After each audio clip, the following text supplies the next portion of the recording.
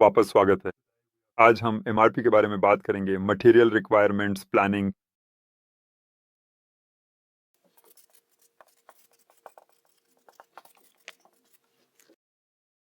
Material requirements planning या demand determination सभी आधुनिक ईआरपी सॉफ्टवेयर का एक ज़रूरी कोर और बहुत ही महत्वपूर्ण हिस्सा है। कुछ लोगों का दावा है कि पिछले 50 से 60 सालों में हुए ईआरपी डेवलपमेंट का कोर एमआरपी ही है।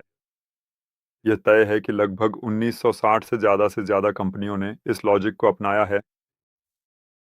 तो अब एमआरपी का क्या मतलब है? और कई लोग शायद प्रैक्टिस से एमआरपी का एब्रीविएशन जानते होंगे। मेरी राय में मटेरियल रिक्वायरमेंट्स प्लानिंग असल में एक भ्रामक शब्द है, क्योंकि मटेरियल रिक्वायरमेंट्स प्लानिंग और वो लॉजिक और पैरामीटर्स जिन पर यह आधारित है, उन्हें एक एमआरपी रन करने से काफ़ी पहले ही स्थापित किया जाना चाहिए। इसका लक्ष्य क्या है? लक्ष्य ये है कि मटेरियल्स और प्रोडक्ट्स की समय के अनुसार और सबसे बढ़कर मात्रा के अनुसार उपलब्धता की तुलना उनकी डिमांड से की जाए। मटेरियल रिक्वायरमेंट्स के मूल रूप से 3 लेवल होते हैं, जिन्हें प्राइमरी, सेकेंडरी और टर्शियरी नीड्स कहा जाता है।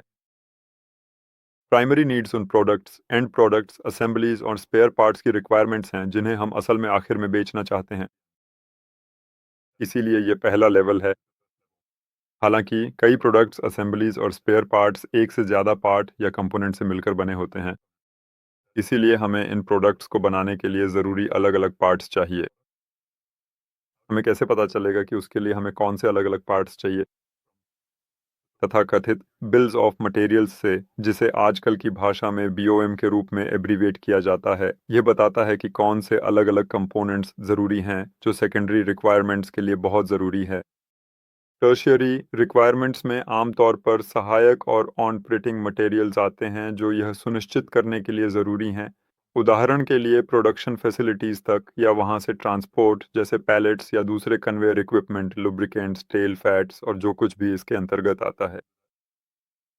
इस जानकारी के साथ हम मैन्युफैक्चरिंग प्लानिंग के आधार पर अपनी भविष्य की मटेरियल रिक्वायरमेंट्स को कैलकुलेट करते हैं, जो बदले में एक संभावित सेल्स प्लान या खास कस्टमर ऑर्डर्स पर आधारित होती है। हम भविष्य में कितनी दूर तक इसका पता लगा सकते हैं, यह तथाकथित एमआरपी रन में कैलकुलेट किया जाएगा। इसीलिए असल एमआरपी रन एक तरह से मटेरियल रिक्वायरमेंट्स डिटर्मिनेशन है, जैसा कि इसे आमतौर पर जर्मन में कहा जाता है, और ये कोई प्लानिंग प्रोसेस नहीं है, जैसा कि मैंने शुरुआत में बताया था। हम मटेरियल्स की तुलना किससे करते हैं? या तो हमारे पास मैन्युफैक्चर्ड प्रोडक्ट्स, एंड प्रोडक्ट्स और कंपोनेंट्स, असेंबलीज और अलग-अलग पार्ट्स स्टॉक में होते हैं, और अगर वे हमारे पास स्टॉक में नहीं हैं, तो हमें उन्हें खरीदना होगा। इसलिए इसे दो भागों में बांटा गया है, एक्सटर्नल प्रोक्योरमेंट या इंटरनल प्रोक्योरमेंट। या तो अपने ही स्टॉक से सोर्स करके, या अगर हम एक बड़े कॉरपोरेट स्ट्रक्चर में हैं, तो शायद किसी दूसरी लोकेशन पर दूसरे स्टॉक से, जिसके लिए इंट्रा कंपनी ट्रांसपोर्ट या एक सब्सिडियरी से पेरेंट कंपनी को बिलिंग की ज़रूरत पड़ सकती है, वगैरह।